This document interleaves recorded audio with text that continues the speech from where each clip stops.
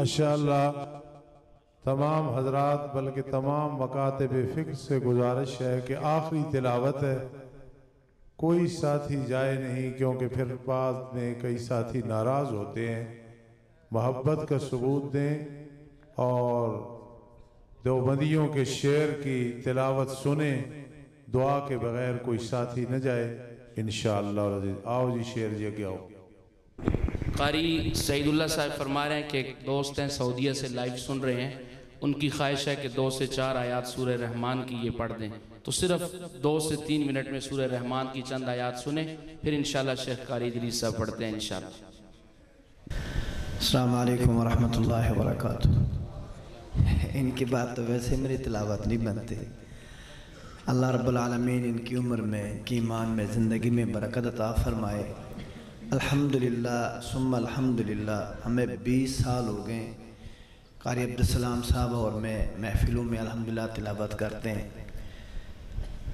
جوڑی کے نام سے ہم مشہور ہیں۔ اللہ رب العالمین سے دعا فرمائیں کہ اللہ ہمیں سلامت رکھے، جب تک زندگی اللہ ہم سے قرآن کی خدمت لے لے۔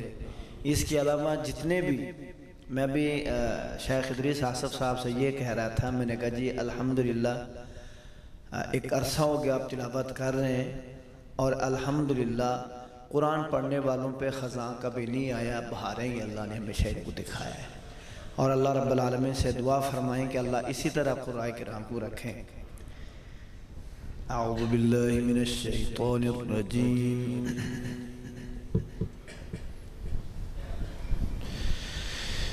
بسم اللہ الرحمن الرحیم،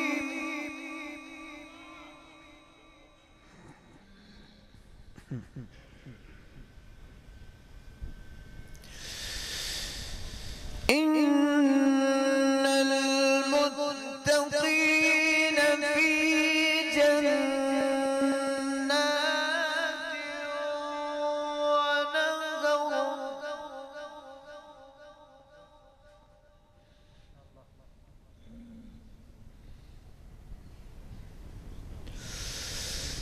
فی مقعد صدق عند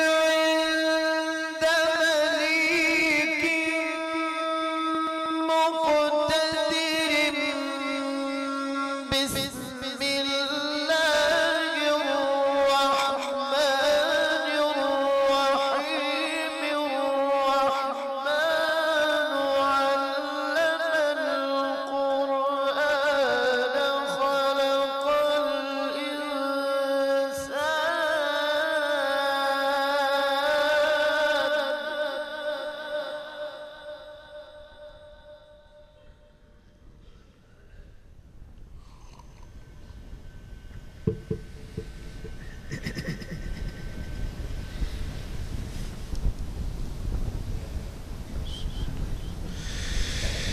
بسم اللہ الرحمن الرحیم، الرحمن علم القرآن خلق الإنسان علمه البيان،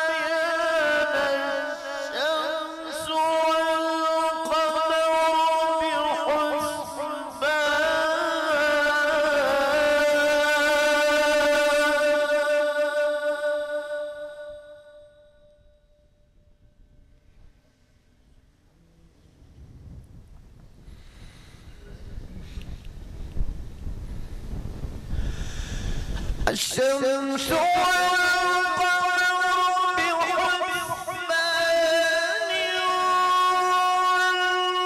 والنجم والشجر يسجدان، والسماء